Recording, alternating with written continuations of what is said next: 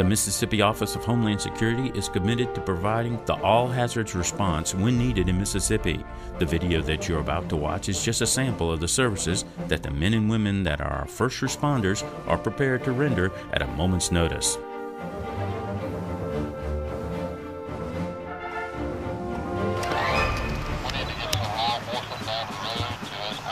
On 1 April 2009, Hurricane Bunky made landfall on the coast of Mississippi, affecting Partridge County. Hurricane Bunky was a strong Category 2 hurricane that developed near Cuba, tracking through the Gulf of Mexico for several days, allowing the state of Mississippi time to prepare for landfall.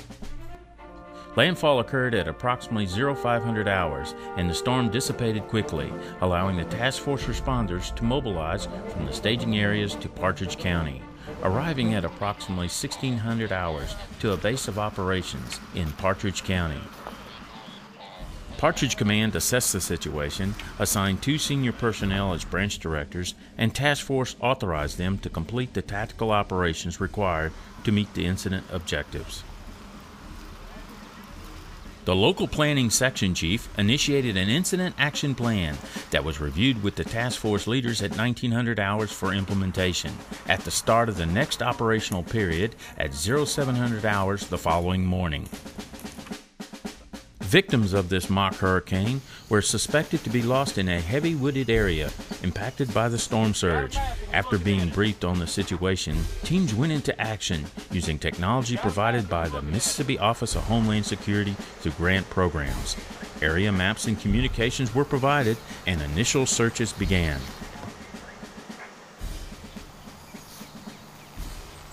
Hurricane Bunky's winds destroyed a nearby structure, trapping several victims inside. First responders trained in urban search and rescue were dispatched to the scene. These elite teams consist of collapsed structure rescue technicians and specialized equipment for heavy lifting and shoring operations.